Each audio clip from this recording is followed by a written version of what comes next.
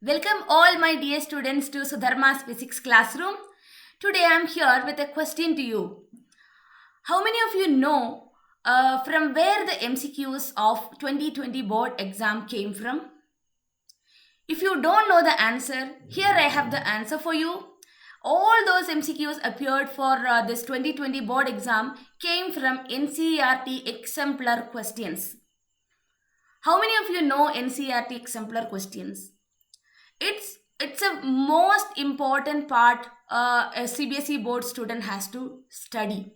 See, we all learn the text back exercises, we learn the in-text questions, and we go behind lot of guidebooks, and we go behind lot of other classes questions, right? But the most important thing to score in our CBSE board exam is to, first thing is to study the text back exercise. The second most important thing is to study thoroughly the NCERT exemplar questions. These are the questions given by the CBSE board itself. It will be little bit higher level questions compared to our textbook questions. If you don't trust me, you can take the question paper of 2020 science exam, go to the physics part of the question paper, check each and every MCQ, then come back. You will be seeing all those questions being discussed here. I didn't copy those questions from the question paper. All these are from NCERT exemplar questions. So I'll be doing discussing the NCERT exemplar questions in a series of 3 videos. And in today's video, I'll be discussing the MCQs, that is multiple choice questions.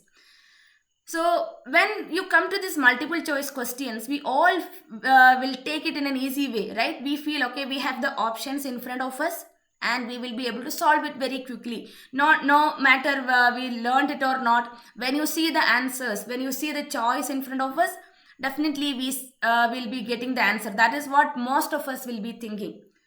Children, understand one thing. MCQs are easy to score and MCQs are easy to lose marks also.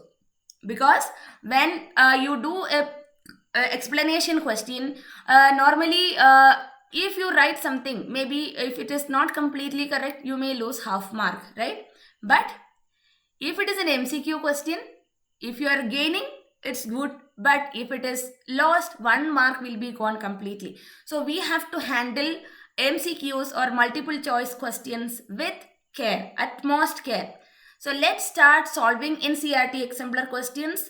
Very important for a 10th grade CBSE student. So let's study in a smart way, right? So make sure you learn all these questions very thoroughly. Okay. So the first question is, a cell, a resistor, a key, and an ammeter are arranged as shown in the diagram. The current recorded in the ammeter will be. So let's analyze all the circuits. So ammeter is connected in series, and first of all we have to check whether the circuit is connected properly or not. So positive of the battery is connected to the positive of the ammeter, negative is connected to the negative, and everything is connected in series in all these 3 diagrams. And ammeter is connected in series, right? So the ammeter will be reading the current through the complete circuit, and in a series connection the current will be same through all the points, right? We have studied that while we were discussing the combination of resistors. So what is going to be the answer here? The ammeter reading is the same in all the cases. Okay, so this is the answer for you. Okay, hope you understood the reason behind that. Ammeter is connected in series and there is no other extra elements or anything in the other circuit. So it's the same in all the cases. Okay, let's move on to the second question. In the following circuits, heat produced in the resistor or combination of resistors connected to a 12-volt battery will be. Before going to the options, let's analyze the circuit. We have 12-volt battery connected in all the circuits. Okay. Then what is changing there? Here we have 2 ohm resistor, here we have 4 ohm resistor, and here we have another 2 and 2 connected in parallel. So heat produced in the resistor or combination of resistors connected to a 12-volt battery will be. Here the potential difference is same and H is equal to V square divided by R into T, or we can say that for a constant potential difference, heat produced is inversely proportional to the resistance, right?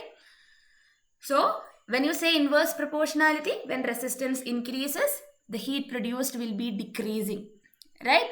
So first we find out where the heat is maximum and where it is minimum, right? So here we have total of 2 ohms. Here we have a total of 4 ohms, and 2 and 2 connected in parallel, you will be getting a total resistance of 1 ohm. Okay, so let's say here in the first diagram we have H1, here H2 and H3. This is just a comparison. MCQ questions, we cannot spend time in calculations because it's a 1 mark question. Quickly we have to answer. Okay, so we'll just think and answer it. So our relation is heat is inversely proportional to the resistance provided the potential difference is constant. So the first option is same in all the cases. No, because potential difference is the same, resistance is different, right? So it is not same in all the cases. Option B, minimum in case 1. Here we have the least resistance. No, here we have the least resistance as 1 ohm. Here we have 2 ohm and here we have 4 ohm. Since resistance and heat are inversely proportional, for the third diagram, let's say H3 will be greater than, which will be coming next after H3, we have 1 ohm, then 2 ohm, right? H1, which is greater than H2. We will have the least heat in the second diagram, second combination, because heat and resistance are inversely proportional. So based on this knowledge, H3 greater than H1 greater than H2, let's analyze this. Minimum in case 1, no. Case 1 is coming in between. Maximum in case 2, no. Maximum in case 3. That's correct, right? H3 is greater than H1 greater than H2. So we can go with option D. Okay. Now coming to the third question. In the third question, we have electrical resistivity of a given metallic wire depends upon length, thickness, shape and nature of the material. See, this is one of the questions most of the students make wrong. When you see length, thickness and its shape, we feel, okay, we learned about resistance. Resistance will change according to length, thickness and shape, right? The area of cross section and thickness. But here they are asking about resistivity or specific resistance. So definitely the answer is, it depends on nature of the material. Okay. Now comes another calculation question. A current of 1 ampere is drawn by a filament of an electric bulb. Number of electrons passing through a cross section of the filament in 16 seconds would be. See, even though it's an MCQ, we have to really do it and find it out, because the options are very close to each other, right? See, maybe 10 power 16 is little bit deviating, but see 10 power 20, 10 power 18 and 10 power 23, right? So let's calculate and find it out. So what is given here? Current I is equal to 1 ampere. Number of electrons we have to calculate, and time t is equal to 16 seconds. So how do you calculate number of electrons? We have the formula I is equal to Q divided by T, and Q is equal to NE and divided by T. So what is to be calculated? N has to be calculated. N is equal to current into time divided by E, where E is the charge of the electron. And in MCQs, we cannot expect these values given. So always learn the value of charge of an electron by heart. Okay, that is 1.6 into 10 power minus 19 coulomb. That is the very, very important data. We have to learn it. We cannot blame anyone saying that they didn't give it in the question. Okay, so we have to learn it. So I is 1 ampere multiplied by time is 16 seconds, and charge of the electron is 1.6 into 10 power minus 19.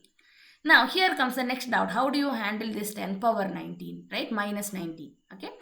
So 16, let's take only that part. 16 divided by 1.6, and here we have 10 power minus 19, right? That 10 power minus 19 goes to the numerator. It will be 10 power 19.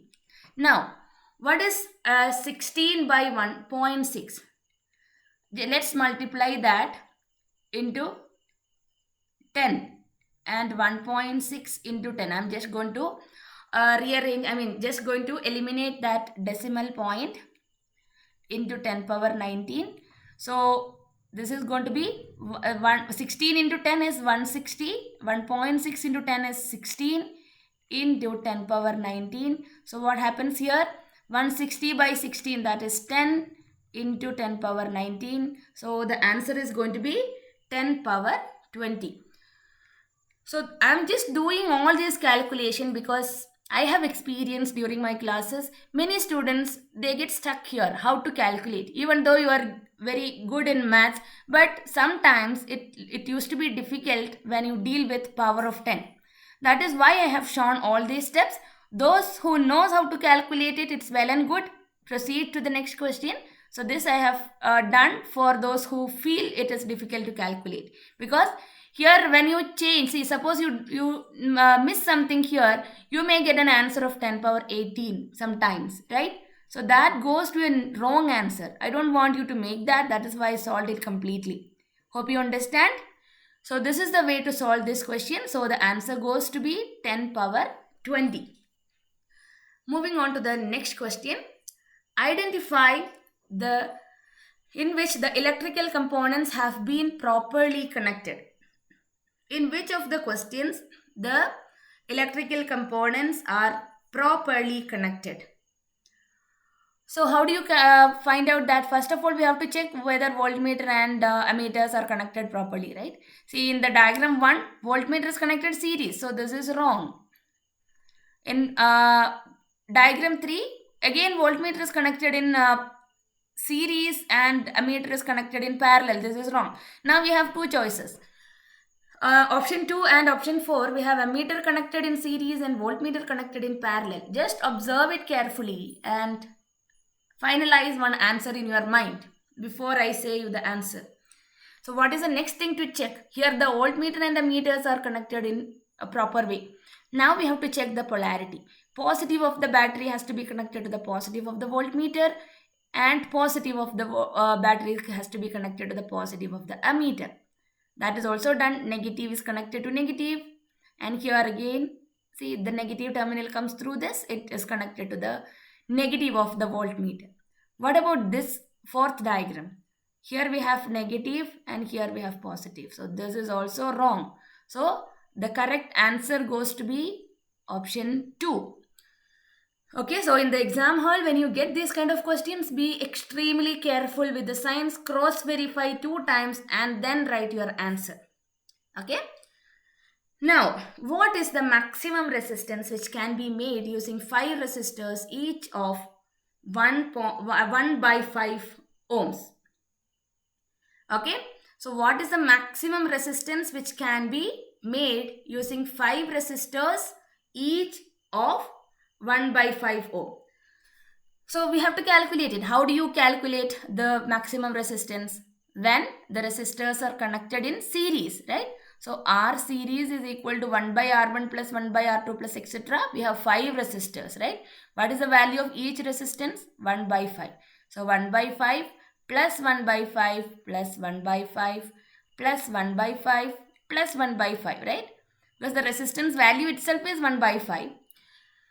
Okay, so 5 times we have to add it. So it's going to give you 5 by 5, that is equal to 1 ohm.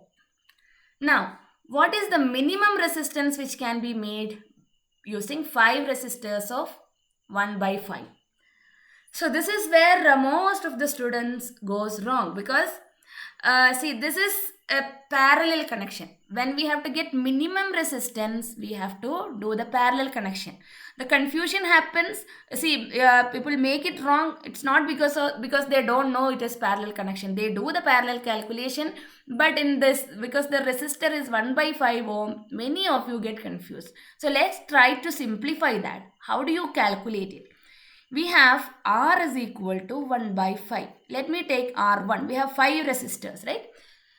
So R1 is equal to 1 by 5. What is our formula for parallel connection? 1 by R is equal to 1 by R1 plus 1 by R2 plus etc. Right? How much our resistors are given. So from here, I can take 1 by R1. 1 by R1 is equal to 1 by 1 by 5. That is equal to 5, right? So 1 by R1 is equal to 5. This is equal to 1 by R2. That is equal to 1 by R3. The same thing is equal to 1 by R4 and is equal to 1 by R5. Hope you understand. See, I have taken R1 is equal to 1 by 5. So 1 by R1 is equal to 1, it's reciprocal of 1 by 5. That is nothing but 5. Okay. So now we can use the parallel combination formula. 1 by Rp is equal to 1 by R1 plus 1 by R2 plus etc. Right? We have 5 resistors. So what is 1 by R1? 5 plus 5 plus 5 plus 5 plus 5. 5 times, right? So we will be getting 25. 1 by Rp is 25. See, it's a very dangerous situation because we have 25 in our option. The moment, this is what I told, many of you make it wrong because the moment you get this 25, we see that 25 in the option, go and click that 25. No, this is 1 by Rp. They're asking us the least resistance. See, we got the maximum resistance as 1. Then how can we get the least resistance as 25, right? But the problem is in the exam, they will ask only one question. Here we have both the questions. So we can troubleshoot it, right? So this is 1 by Rp. So Rp will be equal to 1 by 25. Okay. So 1 by 25 is there in the option. So we can choose that option B. Hope you understood it. Practice it. Note down all these questions and practice. Okay. Now coming to the next one. We have some 4 diagrams given. We have the proper representation of series combination of cells for obtaining maximum potential is. So let's analyze it one by one. Okay. So then only we see MCQs when you answer. Even you feel, okay, the first answer is correct, you have to check all the 4 options. Because MCQs, we have to choose the best one, the correct one. Okay, there may be some problems in the other options. We have to check. Okay, if you finalize and come back to the first option, that's fine. So here, how do you connect a cell for getting maximum potential? We have to connect them in series and positive, negative, positive, negative, positive, negative, etc. That should be the order. So the first diagram is satisfying that. Let's keep that pending, but still we have to analyze it. See, we have positive, negative, positive, negative. Here we have negative, right? This is not the correct way to get maximum potential. Now positive, negative, positive, negative, negative, positive. See here we have negative, positive, negative, negative, positive. So this is wrong. This is wrong. Positive, negative, again negative, positive, here again negative, negative. This is also wrong. So which goes to be the correct option? Option A, the first diagram is the correct one to obtain maximum potential. Okay. Now, 9th one, which of the following represents voltage? Which of the following represents voltage? Just think for a second. Think about all the equations you learned for voltage. What is voltage? V is equal to W divided by Q. Is that there in the option? We have work done in, this is into, okay? So this is work done into charge, work done into time divided by current, work done into charge into time. Which one suits here? W by Q. We know that I is equal to Q by T or Q is equal to IT, right? So W divided by IT. Work divided by current into time. Work done, current, time. Here comes our correct answer, option A. Okay, this is how we choose the options correctly. Now comes the next one. A cylindrical conductor of length L and uniform area of cross section A has a resistance R. Another conductor of length 2L and resistance of R of the same material has area of cross section. Okay, we have a cylindrical conductor of length L and uniform area of cross section A. So we know the equation for resistance. R is equal to rho L divided by A. And they mentioned it is of the same material. Since it is same material, resistivity remains the same. Okay. So the new length, let's take the new length as L dash is equal to 2 times L, and R dash is also is equal to R itself. Okay.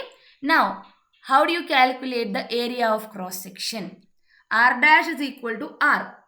So let's say R dash is equal to rho into L dash divided by A dash, because A dash is the new area. So we have to calculate A dash, that is equal to rho L dash divided by R dash.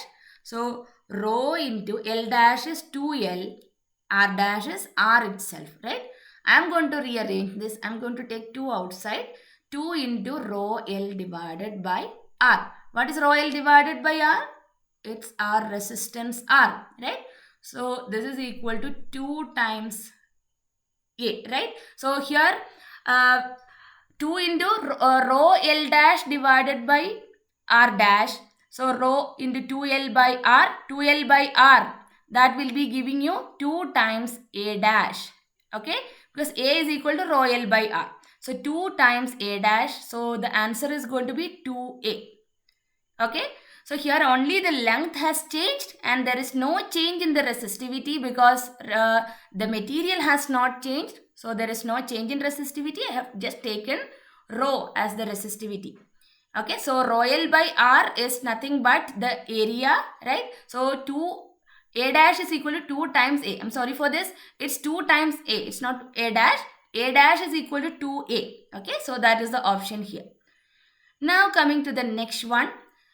This is another very important important question. A student carries out an experiment and plots the VI graph of 3 samples of nichrome wire with resistance R1, R2 and R3 respectively. Which of the following is true? So the moment you look at this diagram, you see 3 graphs, and you see R1 has the maximum slope. My dear children, you have to check what all values are given on x and y axis. Okay, so we have I, current along y axis, and voltage along x axis. So here you will be getting I divided by V, that is reciprocal of resistance. So maximum slope here, R1 has the maximum slope. That means 1 by R1 is maximum. That means R1 is going to be the least resistance. Okay. R3 has the least slope, most resistance, because I along y-axis and V along x-axis. See, if this is V along y and I along x-axis, definitely you can write R1 is greater than R2 greater than R3. But if you see IV graph here, right, I and V like this, then you're going to get reciprocal of resistance. Important. Okay. So here R1 is having the least resistance, R3 is having the maximum resistance. So let's see the values here, the options here. R1 is equal to R2 is equal to R3. R1 is greater than R2. This is where you go wrong, because the moment you see this maximum slope R1, then we go and write this answer, right? But this is I and V like this. So R3 is greater than R2 greater than R1 is the answer for this question. Another one, 12th one, note down how do we solve it. It's very important. If the current I through a resistor is increased by 100%, assume that the temperature remains unchanged, the increase in power dissipated will be. When I am saying it's very important, it is very important because this is a different type of question.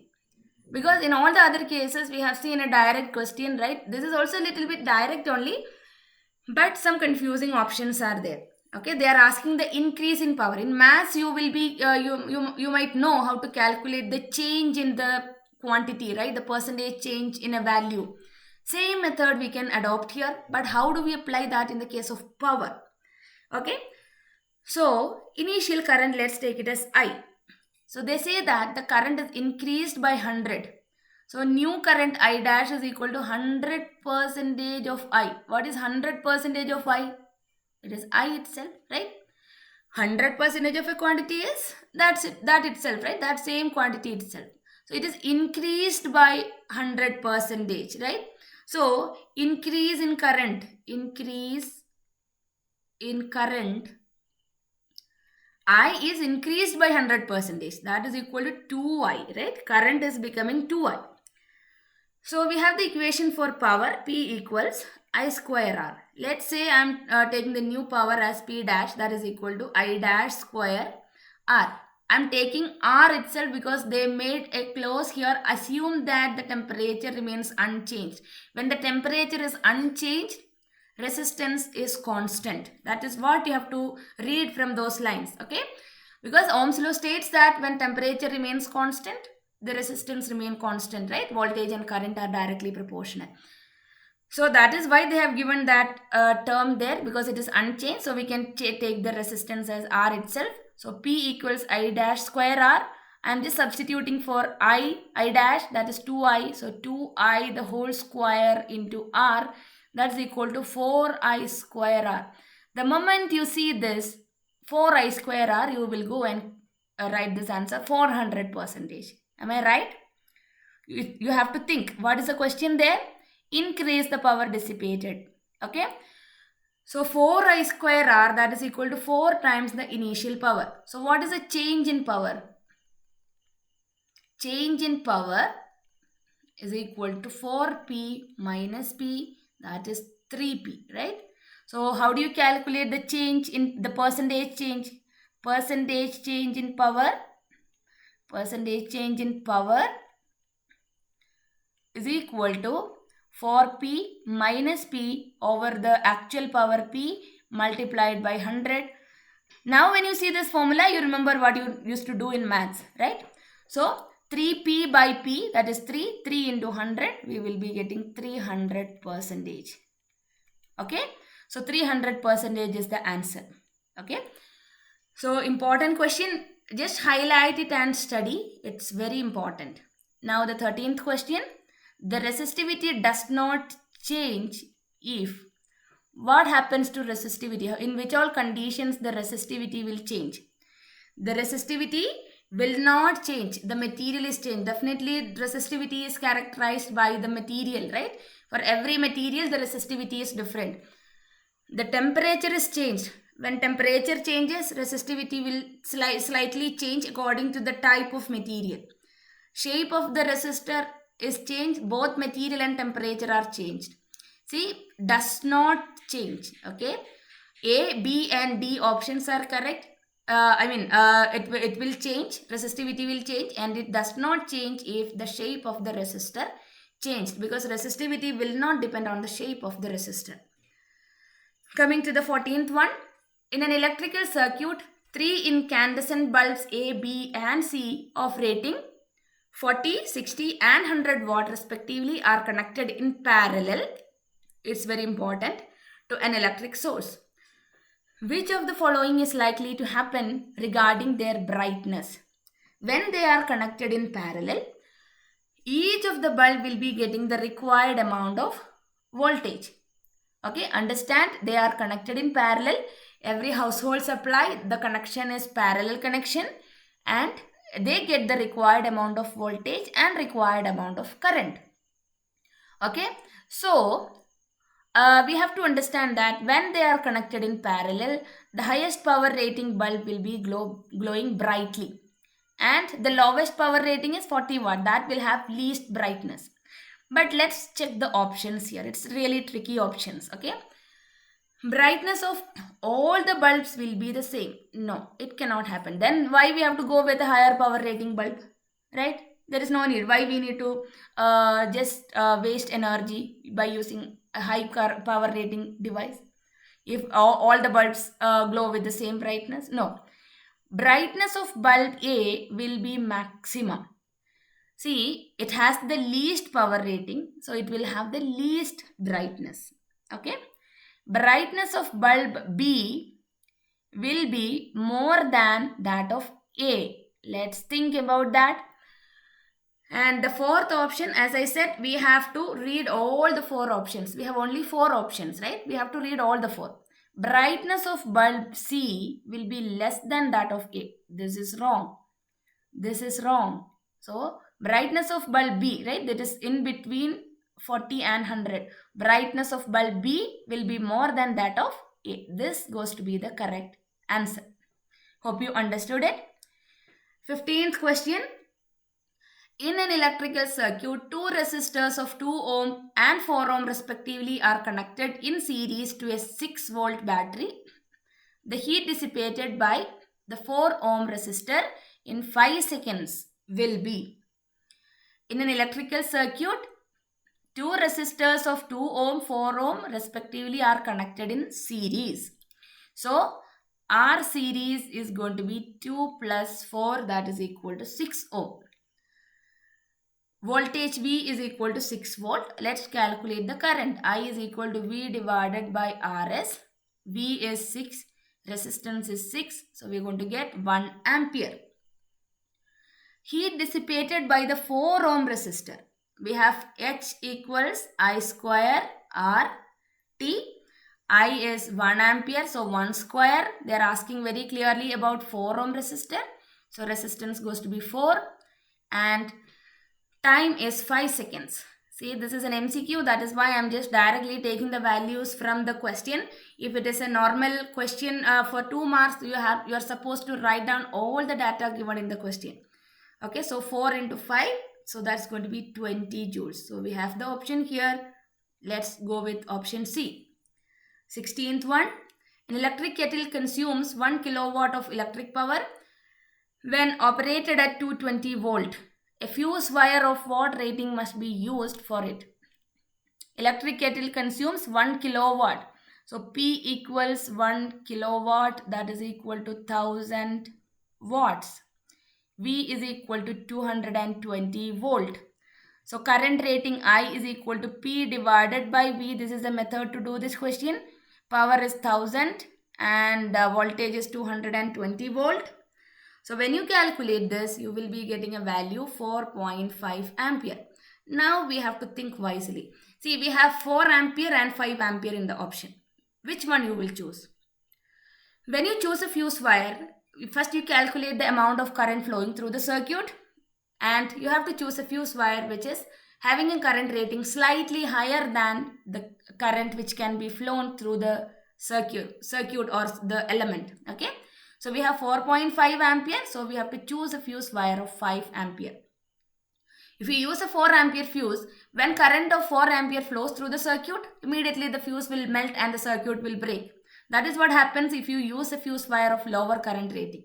Here we can allow a maximum of 4.5 ampere, right? So it's slightly higher than that, right? We have to choose a fuse wire because fuse wire of all the current ratings are not available. There are only standard fuse wires available in the market. Standard fuse wire means some specific current rating fuse wires are available in the market. Okay. So we are almost reaching to the end of this MCQs. 17th question. Two resistors of resistances 2 ohm and 4 ohm when connected to a battery will have. Two resistors of resistance 2 ohm and 4 ohm when connected to a battery will have same current flowing through them when connected in parallel. Same current flowing through them when connected in series. Same potential difference across them when connected in series. Different potential differences across them when connected in parallel. Let's see all the 4 options once again. Same current through them when connected in parallel. No. When connected in parallel, we know that it is the potential difference is same and current will be divided according to the resistance value. So option A is wrong. Same current flowing through them when connected in series. Of course, because in series connection, current is the same. Same potential difference across them when connected in series. No, potential will be divided when resistors are connected in series. Different potential difference across them when connected in parallel. No, that is also wrong. So option B is the correct one. Now coming to the very important one. When I stress that it is very important, I'm saying that from experience because where most of the students make wrong. That is why I'm saying it's very, very important. You have to keep a very close watch on these questions. Okay. Unit of electric power may also be expressed as. We all know that electric power is expressed in watt, right? I know most of your mind will be going with kilowatt hour. Understand, kilowatt hour is unit of energy. this is unit of energy. Okay. See, in the descriptive question in exemplar, there is another separate question. What is kilowatt hour and kilowatt? Kilowatt is the unit of power and kilowatt hour is the unit of energy. Okay. So energy is equal to power into time, right? Power is expressed in watt and time is expressed in seconds. Here comes the second option, option C, that is again energy. Okay. Joule second. What is joule second? Energy multiplied by time. We don't have any physical quantity we learned related with joule second.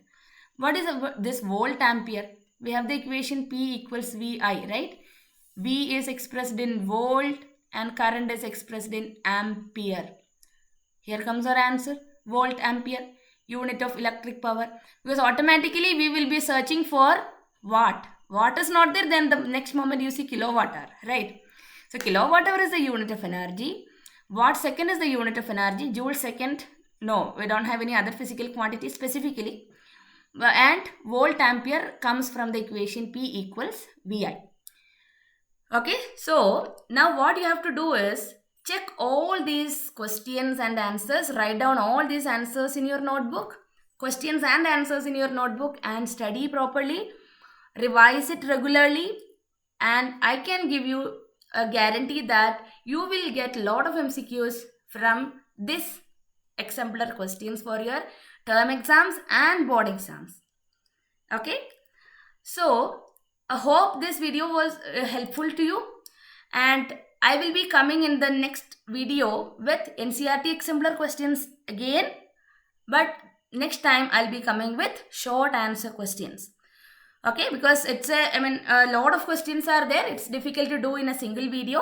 You know that, right? Because already 17-18 questions we have already discussed. Okay, so a lot of short answer questions are there. In part 3 we will be discussing the long answer questions. That means for 5 marks. Okay, so short answer question comes for 2 and 3 marks. There are easy questions and there are tricky questions also. Let's see what happens in that short answer questions. Okay, so these are all the score makers for you. Okay, so learn smart and score more. Okay, so thank you for watching, and if you have not subscribed to the channel, please subscribe to the channel and click the bell icon for more updates. I will be coming with short answer NCERT exemplar questions very soon. Thank you and bye.